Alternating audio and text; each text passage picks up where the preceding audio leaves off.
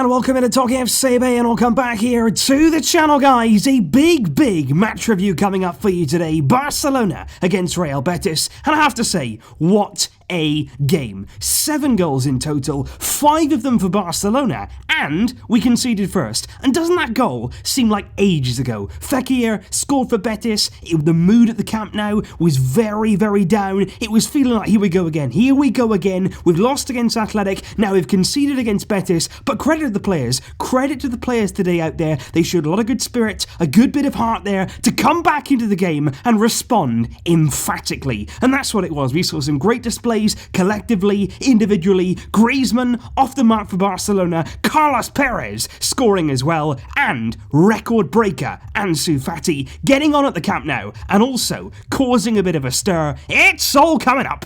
Let's do this. And like I say, guys, things didn't start well in terms of the goal scoring point of view. We went behind to Betis, but I have to say, aside from that goal, aside from that minuscule mistake, it was passed across field, of course, by Sergio Busquets, and we were quite disjointed there in the middle of the field. Betis broke with pace, some nice incisive passing, and a wonderful finish at the end of it from Fekir, who we highlighted in the preview, a very good player, and Betis were ahead. But I have to say, aside from that goal, we were passing the ball well, we were moving it well. It was difficult, of course, we've got injuries right now, but the team that were out there, they were looking in good control of this game, and that's what we want to see. We want to see Barcelona not panicking. That's what we have to see in the big games this season. If you go behind, if things don't go well, don't just change, don't become erratic, don't just throw everything out the window because things haven't gone well. Sometimes you'll concede a goal, sometimes you'll go behind in a game, but you've got to hit back. You've got to keep calm, and I'm really happy today that we've seen Barcelona do that. They didn't alter their play. You saw Piqué shouting, calming everybody down, just saying, look, we can still focus, we can still win this game, and they hit back just before half-time, and that was crucial. Griezmann's equalizing goal was the big turning moment in this game, and for it to come from him, that was massive. Massive for Griezmann, individually, collectively, the confidence that it gave him. In that moment, he became a Barcelona player. And I just want to talk about Griezmann here, because I think actually it's perfect that Messi is not there right now, that Luis Suárez is not there right now, that Dembele, of course, is injured right now, and it's all come, to be honest, at the perfect time for Griezmann if you're looking at this from a selfish point of view. Because if you're Antoine Griezmann right now, you're happy that everything is all about you. Valverde said after the Athletic game, Griezmann has to get more involved in the play. He's got to get on the ball more. He has to affect more. And today, he did exactly that. He made sure everything went through him. He was dropping in, he was receiving the ball, he was popping it off, he was making those runs in behind. Every single attacking bit of play went around Antoine Griezmann, and he was loving it. He was loving being so involved, the centre of everything, and that's what he needed there to get that confidence as a Barcelona player. Because you feel today, like if Messi was there, if Suárez was there, if Dembele was there, Griezmann wouldn't have seen as much of the ball, he wouldn't have had the same shooting opportunities, maybe he would have passed it on, maybe there he wouldn't have even got the chance in the first place. But no, he was the main man today, and we saw him come to life and really rise to the occasion, and that's what he needed, because now he's off the mark. He's got all of that confidence, he feels like a Barcelona player, he takes his first goal incredibly well, it's good clever movement into the area, he stays onside, a really good finish, and like I say, at a crucial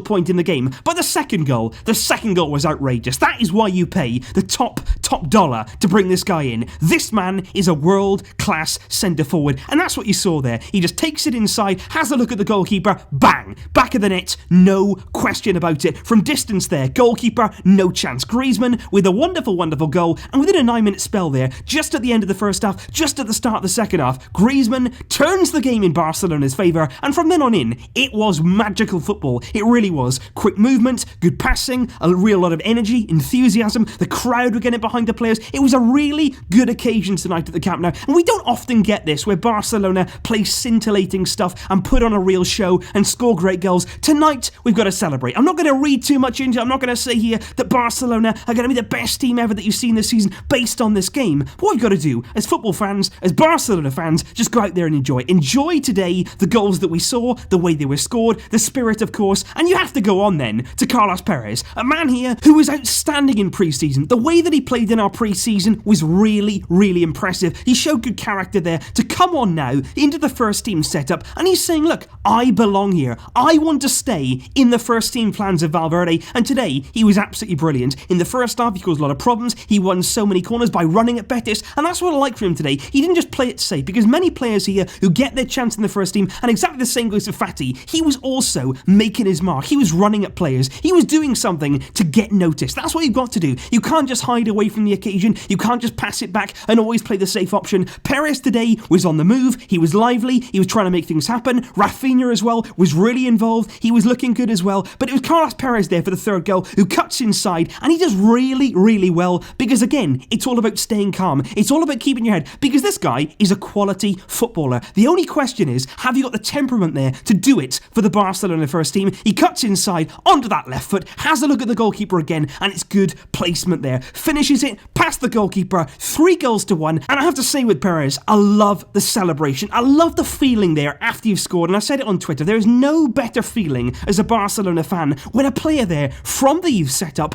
gets his chance in the first team, takes his chance, and then look at that. You can see what that goal means to him. The hard work, all the minutes on the training field that it took here to get into the first team. He gets out there, he makes his mark, he runs over to the fans, the elation, the emotion, and he kisses the badge. Barcelona, he wants to make it here. He wants to be a success here. He wants to grab that opportunity. And tonight, Carles Pérez with a goal. When we really needed it, we were short on options. He's come in, he's made his mark. Now, give him some more chances. He deserves it. Forget about the big signings. Forget about the big money signings. Let's use what we've got. Let's go back to the Barcelona that we fell in love with. Give these guys chances, because they can give us magical moments. And we weren't done there either, because of course in that 10-minute spell you've got Griezmann at the start of the second half, 50 minutes scores, then Carles Pérez on 56 minutes, he makes it 3-1, then Jordi Alba, who to be fair, when we were lacking in firepower, we didn't have a lot of forwards available for this game, he was actually there playing not as a left midfielder, but a left winger. Alba was very, very advanced today. He gets in on the left-hand side. He was almost hesitating there to shoot. We know that he likes to cut it back to Messi. Today though, there was no Messi. Jordi Alba goes for goal. Jordi Alba scores. Barcelona 4, Real Betis 1 at that point. Alba gets in on the celebrations, but of course, then there's time for some more fun. Arturo Vidal comes off the bench on Sergio Busquets. He gets on the end there of a Griezmann assist, and that's what I mean as well. It's not just about goal scoring there for Antoine Griezmann as a Barcelona forward. He can do so much more. He can be involved in all areas of play. He lays one on there for Vidal. It's a great finish in there off the woodwork. A wonderful moment. Vidal, the Camp Nou really, really like him. They like what he brings to the team. You can see that there in the celebrations. Barcelona 5, Betis 1 at that point, but there's still time for one more goal in what was here a mental game. And of course, we did concede the final goal of the game. It was Loren for Real Betis, and it was absolute wonder strike. What a goal there from Real Betis to go with Nabil Fekir's strike earlier on in the half. That made it Barcelona 5, Real Betis 2. But I have to say, like I say, guys, in the long term, you don't know what you can read into this. I'm glad that Griezmann has got himself some goals, that he's off the mark for Barca, that he has that confidence. I'm really happy to see, of course, Carles Pérez, and like I say, Ansu Fati there, coming off the bench, becoming the youngest ever player to play for Barcelona, 16